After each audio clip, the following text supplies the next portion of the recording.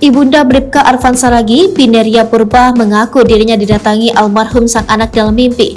Bineria Purba menyebutkan apa dia lihat dalam mimpinya tersebut.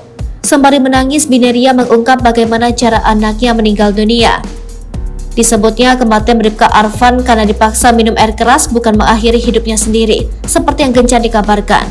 Meninggalnya Bribka Arfan yang diketahui bertugas di Satlantas Polres Samosir membuat Bineria Purba begitu terpukul.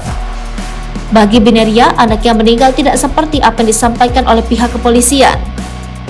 Kanda mengakhiri hidup dengan meminum racun sianida usai menggelapkan uang pajak kendaraan sepeda motor. Bribka Arfan ditemukan tewas di tebing curam Dusun Simulop, Desa Siogung Ogung, Kecamatan Pangururan, Kabupaten Samosir oleh sesama rekan polisinya pada 6 Februari lalu. Menurut keterangan polisi, di dekat jenazah mayat Bribka Arfan ditemukan botol minuman bersoda berwarna keruh yang diduga telah dicampur dengan racun sianida dan botol diduga berisi serbuk racun.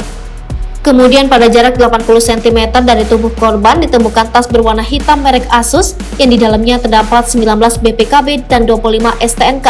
Di samping tas ditemukan plastik tulisan Indomaret yang berisikan satu gulungan tali nilon berwarna biru. Saat ditemui Tribun Medan di rumahnya di Dusun Pagar Janji, Mariah Putu, Silau Kahean, Kabupaten Simalungun. Bineria Purba terus menangis sambil memegang foto anaknya. Bahkan dia pernah bermimpi didatangi oleh Bribka Arfan Saragih setelah ziarah ke makamnya. Dalam mimpinya, Bribka Arfan terus menangis sambil meminta tolong. Itu yang kuminta sama dia. Jadi kemarin itu ziarahlah aku, kubilang di kuburnya, bilanglah nak, dibunuh atau bunuh diri, kata Bineria kepada Tribun. Setelah kembali ke rumah pada malam harinya, Bineria Purba didatangi oleh Bribka Arfan dalam mimpi. Saat itu putranya terlihat menangis dan meminta tolong.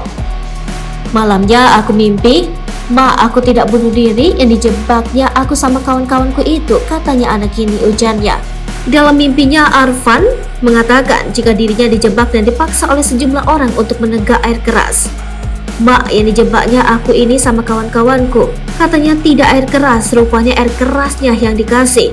"Karena sudah panas minta teh pun aku tidak dikasih sama orang itu. Bagaimana aku tidak sakit hati kalau anakku disiksa begitu," tambahnya.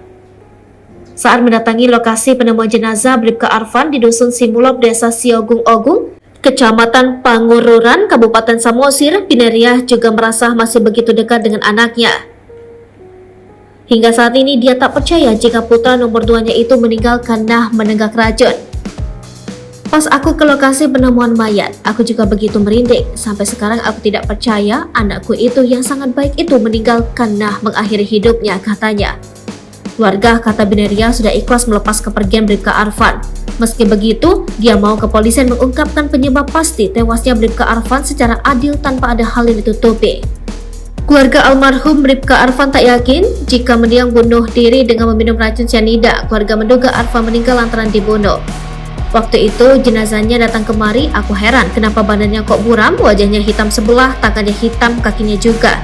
"Istriku ini bukan bunuh diri melainkan dibunuh, tapi siapa orangnya kami tidak tahu," kata Vincent Saragih, ayah Bribka Arfan. Menurut keluarga, kematian Arfan Saragih sangat janggal, terlebih polisi melalui konferensi pers menyebutkan Arfan meninggal karena mengakhiri hidupnya. Keluarga menyebutkan wajah Arfan mengalami luka seperti tersiram air panas. Selain itu, kuping mengeluarkan darah dan kepala belakang ada luka seperti dipukul benda tumpul.